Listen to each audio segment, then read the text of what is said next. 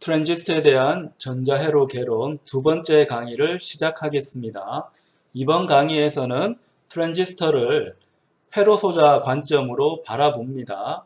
그래서 emit, base, collect에 흐르는 전류를 어떻게 간단히 표현할 수 있는지, 그리고 회로 해석을 하기 위해서는 비선형 소자인 트랜지스터를 선형 소자로 등가 모형화를 해야 됩니다.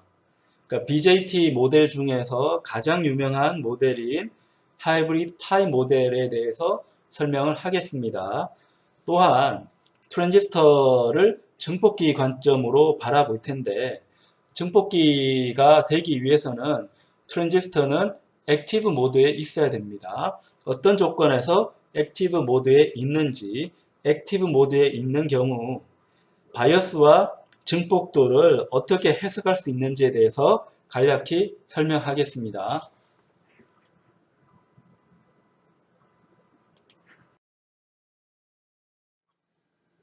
트랜지스터가 구성되는 원리를 전류 관점으로 알아보겠습니다.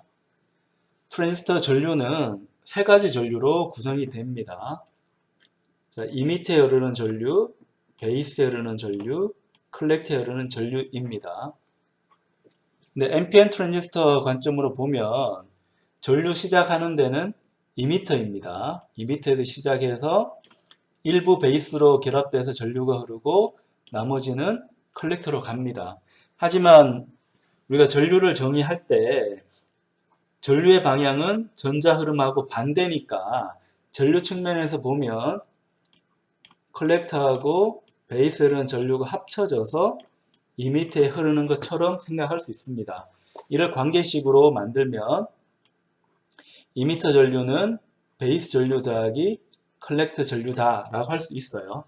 근데 트랜지스터의 동작 원리 관점으로 보면 컬렉터에 흐르는 전류는 일정합니다. 일정하고 이 컬렉터에 흐르는 전류는 컬렉터에 연결했던 이 전압 VCC라고 보통 표현하는데, 컬렉터에 걸어주는 바이어스 전압이라고 해서 VCC라고 하는데요. VCC 전압을 올리든 내리든 이 컬렉터에 흐르는 전류는 일정합니다. 왜냐하면 베이스에서 던지는 미끼인 홀이 몇 개인가에 따라서만 전류가 결정이 되지 컬렉터에 가해주는 전압하고는 관계가 없어요. 그래서 이 특성을 생각한다면 컬렉터에 흐르는 전류는 베이스에 흐르는 전류하고 일정한 비율을 가진다고 할 수 있고, 그 비례 상수는 베타라고 표현을 합니다. 베타. 베타는 컬렉터 전류를 베이스 전류로 나눈 값입니다. 자, 이 관계를 대입을 하면 이미터에 흐르는 전류는 베이스에 흐르는 전류에다가 베타 플러스 1을 곱한 값과 같음을 알 수가 있습니다. 자, 이를 이용하면 알파라고 하는 변수도 정할 수 있는데요. 알파라고 하는 변수는 이미터에 캐리어를 주입을 했을 때, 이미터에서 캐리어를 방출했을 때 컬렉터에 흐르는 전류가 얼마인지를 나타내주는 값입니다. 근데 컬렉터 전류는 베타 곱하기 IB가 되고, 이미터에 흐르는 전류는 베타 더하기 1의 IB가 되고, IB는 약분이 되니까 베타를 베타 플러스 1로 나눈 값이 알파라고 할 수가 있습니다. 자, 이렇게 알파와 베타를 정의한 이유는 트랜지스터에 흐르는 전류를 손쉽게 예측하기 위해서입니다. 그래서 우리가 트랜지스터 회로를 해석을 할 때는 베이스 전류를 먼저 해석을 해서 구해 놓습니다. 그럼 거기에 베타 값을 곱하면 컬렉터 전류를 얻을 수가 있고, 베타 플러스 1을 베이스에다가 베이스 전류에 곱하면 이미터에 흐르는 전류를 계산을 해낼 수 있습니다. 그리고 베타 값 중에서 특별히 우리가 쓰는 거는 다 포워드 바이어스를 이미터와 베이스 사이에 걸어서 쓰기 때문에 포워드 액티브에서 쓰는 거는 분명한데, 이걸 더 강조하기 위해서 베타 값에다가 F를 붙이는 경우도 있음을 기억을 하세요. 트랜지스터를 증폭기로 사용할 때 emit base collector 내부의 캐리어 흐름이 어떻게 되는지 상세하게 알아봤습니다. 트랜지스터는 아날로그뿐만 아니라 디지털 회로의 기본 소자로 사용될 수 있습니다. 디지털 회로에서 중요한 소자는 NOT 게이트입니다. NOT 게이트는 true를 false로, false를 true로 바꾸어주는 중요 소자입니다. 이러한 NOT 소자, NOT 게이트로 하는데요. NOT 게이트를 만들 때 사용하는 소자는 트랜지스터입니다. 자, 그 부분을 나타내주는 그림이 여기에 있는 그림이 되겠습니다. 여기 트랜지스터 하나 보이는데요. 이 트랜지스터는 NPN 트랜지스터입니다. 2N, 222, 2가 많은데 이 데이터시트를 찾아보면 이 트랜지스터는 NPN 트랜지스터입니다. 그리고 데이터시트를 보면 이렇게 원기둥을 반 쪼갠 듯이 생긴 부품인데 부품의 번호를 따라가 보면 여기가 이미터고 여기가 베이스고 여기가 컬렉터입니다. 근데 얘를 증폭기로 쓴다고 하면 베이스, 이밋, 컬렉터에 적절한 전압을 가해줘야 되는데요. 얘는 NOT 게이트로 쓰기 때문에 단순하게 트랜지스터를 온오프만 합니다. 온오프를 하기 위해서 우리가 회로를 구성을 했는데요. 자, 여기 스위치에서 이 트랜지스터를 온오프를 합니다. 자, 온오프를 하는데 만약에 여기에 있는 트랜지스터를 구동시키는 관점에서 보게 되면 이 9V는 어디에 들어가는가 하면 베이스로 들어가고 있네요. 이 트랜지스터에서 베이스에 굉장히 큰 전압을 가해준 겁니다. 가해주면 홀이라고 하는 캐리어가 베이스 쪽에 많이 들어가겠죠. 많이 들어가니까 많은 전류를 흘릴 수가 있을 겁니다. 그럼 그 전류는 어디서 시작하나요? 이미터에서 전자가 넘어가면서 전류가 시작이 됩니다. 근데 이미터는 접지로 구성을 했네요. 접지를 구성하고 베이스는 이제 9V를 걸어주는데 너무 전류가 과하게 흐르면 트랜지스터가 망가질 수 있기 때문에 보호하는 차원에서 저항, 전류를 제한하는 저항 10kΩ을 연결을 했습니다. 자, 이 상태에서 컬렉터를 보면 컬렉터는 어디 연결되어 있나요? 컬렉터는 LED의 마이너스 단자에 연결이 되어져 있네요. 마이너스 단자에 연결이 되어져 있어요. 자, 그러면 내가 베이스에 9V를 걸어주면 어떻게 되나요? 9V. 디지털적으로 치면 트루를 걸어준 거죠. 9V라고 하는 트루를 걸면 어떻게 되나요?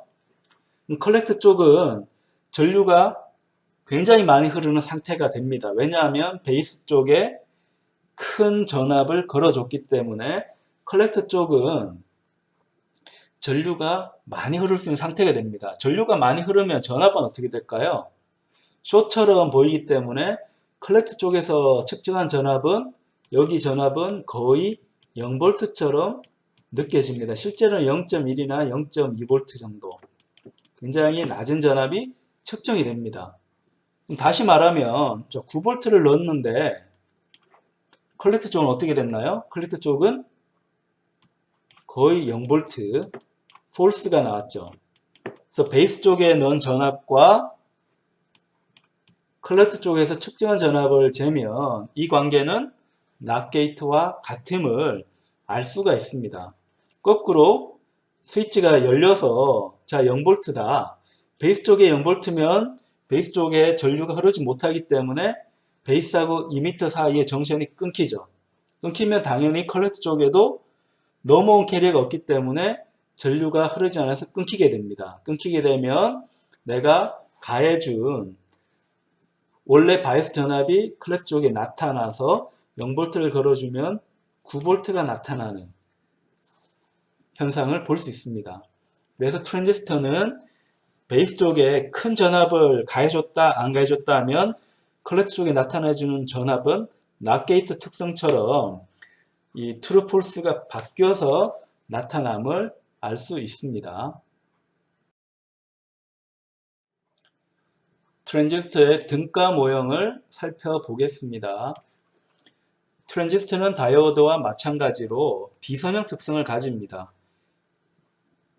PN정션을 구성한 양 포트에 어떤 전압을 가해주는가에 따라서 다이오드의 등가 회로, 등가 모형이 바뀌었습니다. 마찬가지로 트랜지스터는 PN정션이 두 개, 바이폴라 정션이기 때문에 바뀌는 형태가 더 복잡하게 바뀝니다. 하지만 근본적으로는 비선형이기 때문에 이대로는 회로 해석에 사용할 수 없습니다. 그래서 우리가 알고 있는 소자로 등가 모형을 만들어 줘야 됩니다.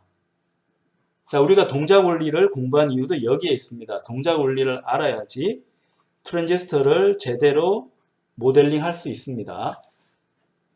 트랜지스터의 베이스 이미터 특성을 보면, 자, 베이스하고 이미터에 걸리는 전압에 따라서 캐리어가 정션에 들어갈지 말지가 결정됩니다. 이 특성은 다이오드하고 동일한 특성이니까 베이스하고 이미터 사이에는 다이오드를 달아줍니다. 근데 이 다이오드를 이미터 쪽에 달아줄 수도 있고 베이스 쪽에 달아줄 수 있어요. 다만 베이스 쪽에 달아주면 전류가 적게 흐르는 거고요. 이미터 쪽에 달아주면 전류가 많이 흐르는 상태라고 볼 수 있어요. 다음에 베이스하고 컬렉터 정션을 보면 베이스하고 컬렉터 정션은 흐르는 전류가 일정합니다. 일정한데 누가 결정하나요? 자, 이 흐르는 전류는 오로지 베이스 전류가 결정을 하는 종속 전류원입니다. 그러니까 전류 제어 종속 전류원이기 때문에 이 모양으로 표시했습니다.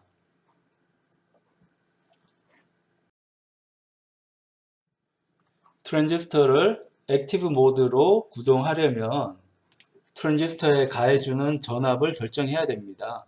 어떤 절차로 전압을 가해주면 쉽게 트랜지스터를 액티브 모드로 구동시킬 수 있을까요? 자, 거기에 대한 조건이 액티브 컨디션, 액티브 모드로 구동하기 위한 조건입니다.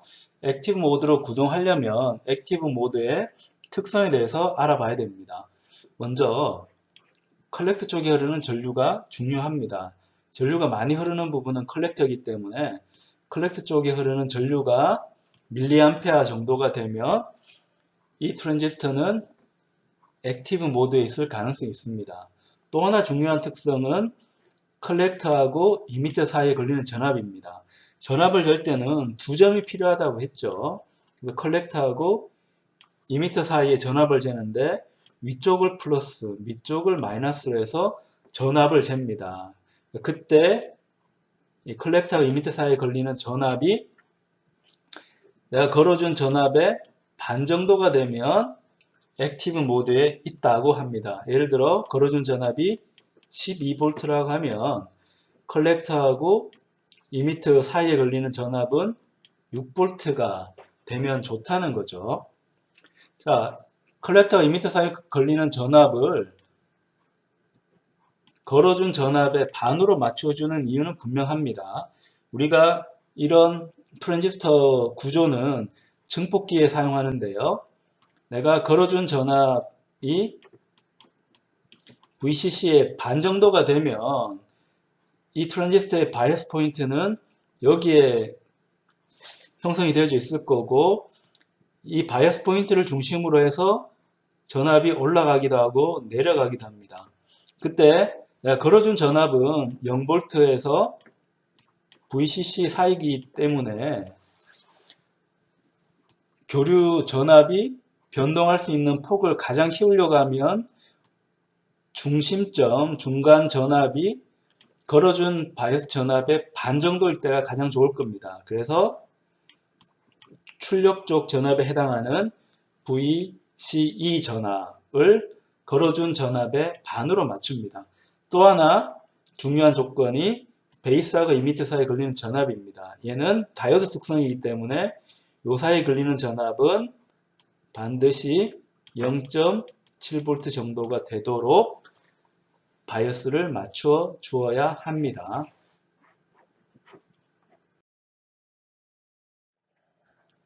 자, 우리가 트랜지스터를 공부할 때 바이어스라는 표현을 많이 했습니다. 이 바이어스는 이 반도체로 구성한 소자를 구동할 때 굉장히 중요한 개념입니다. 바이어스는 간단하게 말하면 DC 전압입니다. DC 전압인데 DC 전압을 아무렇게나 걸어준다고 해서 바이어스가 되는 건 아니고 내가 원하는 특성이 있습니다. 다이오드인 경우는 ON 할 수도 있고 OFF 할 수도 있어요. 그때 우리가 DC 전압을 걸어주는데 마찬가지로 트랜지스터도 네 가지 모드 중에서 한 가지 모드로 이 트랜지스터를 구동할 수 있습니다. 대부분의 경우 트랜지스터는 증폭을 하기 때문에 액티브 모드로 돌릴 수 있도록 DC 전압을 가해 주어야 합니다. 그러니까 그때 이런 트랜지스터가 증폭이 될 수 있도록 액티브 모드가 될 수 있도록 가해주는 DC 전압을 간단하게 한마디로 하면 바이어스라고 이름을 붙입니다. 자, 이 트랜지스터인 경우는 NPN 트랜지스터이고 화살표 있는 쪽이 2m, 중앙부가 베이스, 나머지 부분, 화살표가 없는 부분이 컬렉터입니다. 그러면 액티브 모드로 구동되려면 베이스하고 2m 사이가 포워드 바이어스가 돼야 되기 때문에 베이스 쪽은 P, 2m 쪽은 N이기 때문에 N 쪽이 접지, P 쪽이 플러스 이렇게 구성이 되면 자, 이 트랜지스터는 액티브 모드로 구동할 조건 둘 중에 하나를 만족한 겁니다.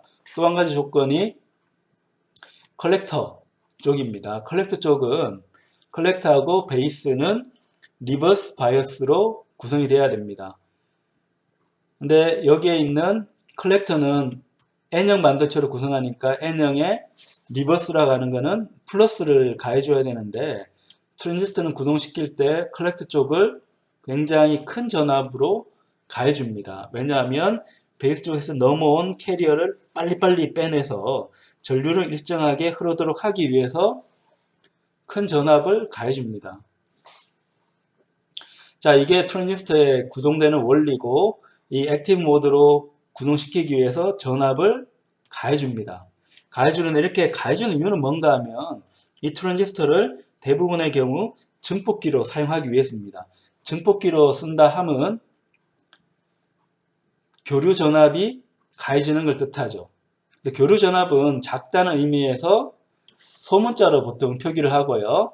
바이어스는 크다는 의미에서 대문자로 표기를 합니다. 그래서 아주 작은 교류 전압은 우리가 소신호, 스몰 시그널이라고 이름을 붙입니다. 스몰 시그널. 그 다음 내가 잡아주는 바이어스 값은 크기 때문에 대문자로 표시를 하고요.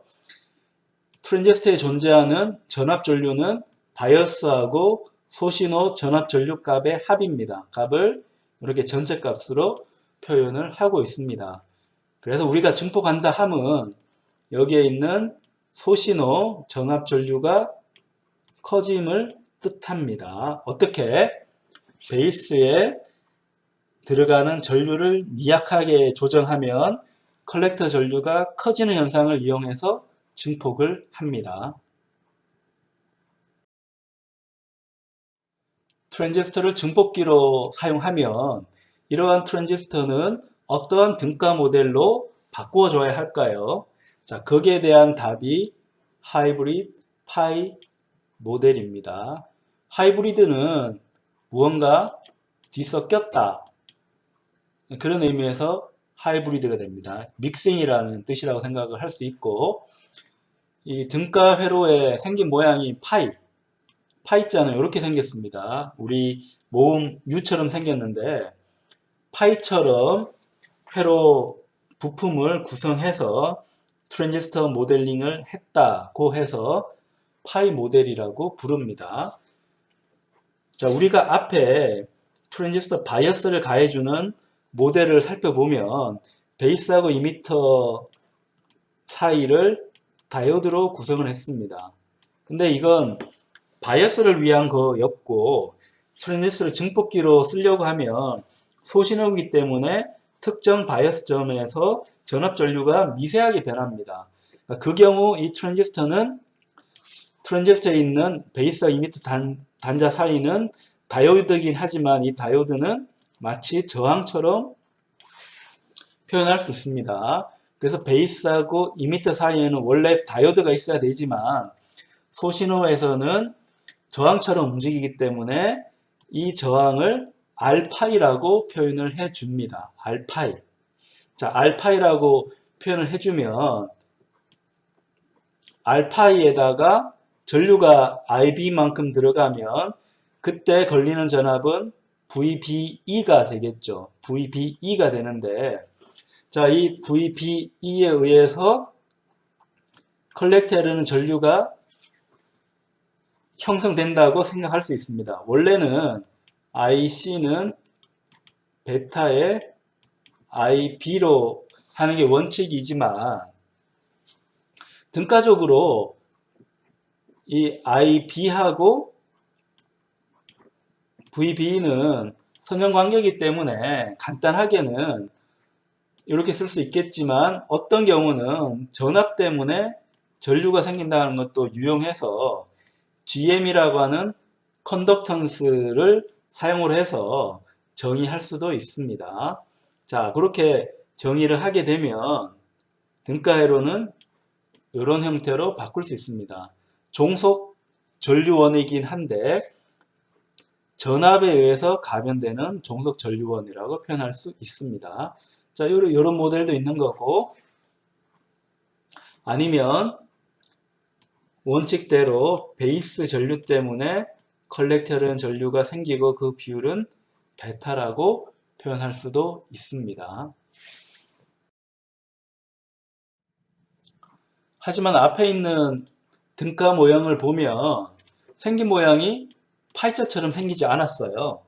근데 하이브리드 파이 모델이라고 하는 이유는 커패시터까지 고려하면 파이자처럼 보이기 때문에 하이브리드 파이 모델이라고 이름 붙입니다. 베이스하고 이미터 사이에는 정션이 있다고 했죠. 정션 안에는 디플레션 리전이 있는데 그 디플레션 리전은 이 다이오드에 있는 디플레션 리전은 안에 전하가 있습니다. 전하들이 있고 전하들이 모여있는 회로 소자는 커패시터라고 생각할 수 있습니다. 그래서 베이스하고 이미터 사이에 커패시터가 있는데 커패시터 이름은 C파이입니다. C파이. 파이 모델에 있는 커패시터라고 해서 C파이라는 커패시터가 하나 있다 생각할 수 있고 또한 베이스하고 컬렉터 사이에도 정션이 하나가 있죠. 그래서 이 사이에 커패시터가 있는데 얘는 상온 커패시터라고 해서 C뮤라고 표시를 합니다. 그래서 이 전체로 보게 되면 여기 파이자처럼 모양이 생기죠. 그래서 하이브리드 파이 모델이라고 이름 붙입니다. 특히 하이브리드 파이 모델에서는 베이스 쪽에 저항을 표현하기 위해서 RB 혹은 RX라고 하는 저항을 더 추가하기도 합니다. 베이스 쪽은 얇게 만들기 때문에 저항을 무시할 수 없어서 이 저항을 표현하기 위해서 베이스 쪽에 저항을 하나 더 둔다고 생각할 수 있습니다. 자, 이렇게 되면 이 모형은 DC뿐만 아니라 높은 주파수에서도 잘 성립하는 모형이기 때문에 하이 프리퀀시 모델이라고 부릅니다. 트랜지스터 증폭기에 대해서 알아보겠습니다. 여기에 있는 트랜지스터 증폭기는 여러 증폭기 중에서도 가장 많이 사용되는 증폭기입니다. 이러한 구조로 되어 있는 증폭기는 CE 앰플리파이어, CE 증폭기라고 이름을 붙입니다. CE라고 하는 표현은 Common Emitter라는 뜻입니다. 공통 이미터 증폭기라고 하는데요. 공통이라고 하는 것은 무언가가 겹쳐 있다는 뜻이죠. 자, 이 의미를 한번 파악을 해 보도록 합시다. Common Emit Amplifier인 경우 이 증폭기의 입력은 베이스로 구성이 되어 있습니다. 입력이 베이스로 들어갑니다. 그렇다고 하면 이 증폭기의 출력, 전압 전류가 출력으로 나올 텐데 전압 전류가 나오는 쪽은 컬렉터, 출력은 컬렉터입니다. 그러니까 입력이 베이스이고 출력이 컬렉터인 증폭기를 Common Emit Amplifier라고 이름 붙입니다. 그러면 트랜지스터 터미널이 3개인데 우리가 쓰지 않는 터미널이 있습니다. 이미터 쪽인데 이 이미터는 입출력에 공통으로 사용되는 터미널이 됩니다. 그래서 입력과 출력에 공통으로 사용되기 때문에 Common Emitter라고 이름을 붙입니다. 근데 이 이미터가 왜 공통일까요? 우리가 입력과 출력에 사용하는 개념은 전압이라는 개념을 사용하고 있습니다. 전압은 형성이 되려면 두 단자가 필요합니다. 플러스 극, 마이너스 극이 필요합니다. 출력을 뽑을 때도 플러스 극, 마이너스 극이 필요합니다. 근데 입력의 플러스 극은 베이스하고 연결되어져 있고 출력의 플러스 극은 컬렉터하고 연결되어져 있습니다. 그렇다고 하면 전압을 걸기 위해서 마이너스 극이 필요한데 이 마이너스 극이 어디서 공통되나요? 이미터에서 공통되기 때문에 공통 이미터 회로라고 부릅니다. 자, 여기에 있는 증폭기를 한번 살펴봅시다. 증폭기 해석은 두 가지로 합니다. 첫 번째는 바이어스를 해석을 하는 겁니다. 두 번째는 증폭도 voltage amplification을 계산을 해야 되는 겁니다.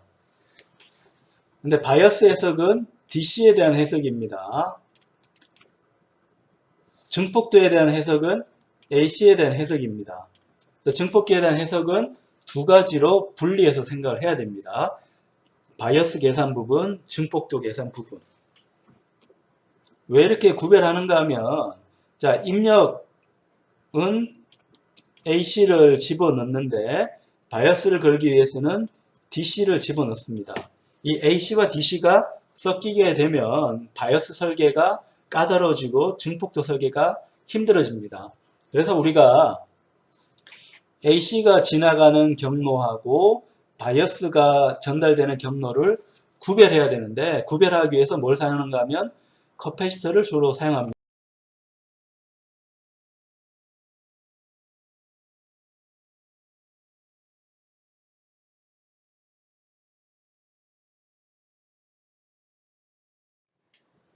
자, 여기 있는 회로도에서 커패시터를 찾아보겠습니다.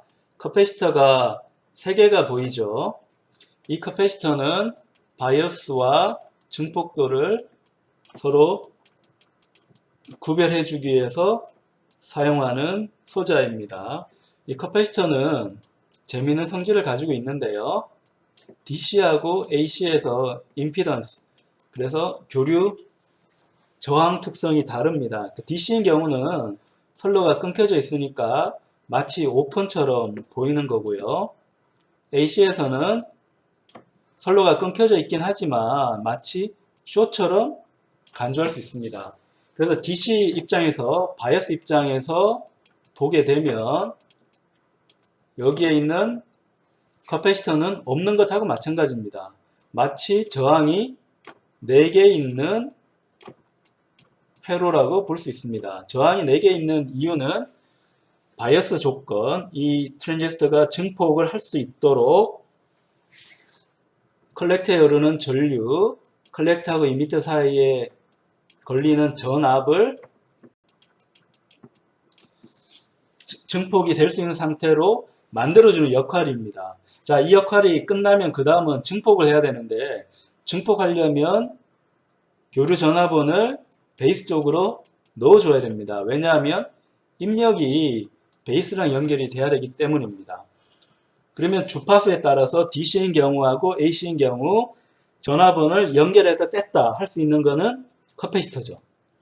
주파수가 높아지면, 그래서 AC가 되면 숏처럼 동작하기 때문에 내가 걸어준 전압이 베이스로 전달이 됩니다. 그러면 증폭된 결과는 컬렉터 쪽에 있는 커패시터를 통해서 출력으로 나오게 됩니다. 그래서 여기에 있는 커패시터는 결합한다고 해서 커플링 커패시터라고 이름을 붙입니다. 입력과 출력을 결합해주는 커패시터라고 해서 커플링 커패시터라고 불러주고요.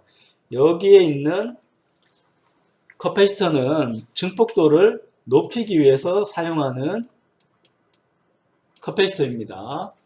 그래서 이 전류 흐름을 패싱 해준다고 해서 바이패스 커패시터라고 부릅니다. 바이패스 커패시터. DC일 때는 이미터 저항 쪽으로 전류를 잘 흘리지만 AC가 되면 전류는 이미터에 있는 저항으로 흐르지 않고 커패시터 쪽으로 주로 흐릅니다. 왜냐하면 주파수가 올라가면 커패시터의 임피던스 값이 줄어들어서 전류가 잘 흐를 수 있는 상태가 됩니다.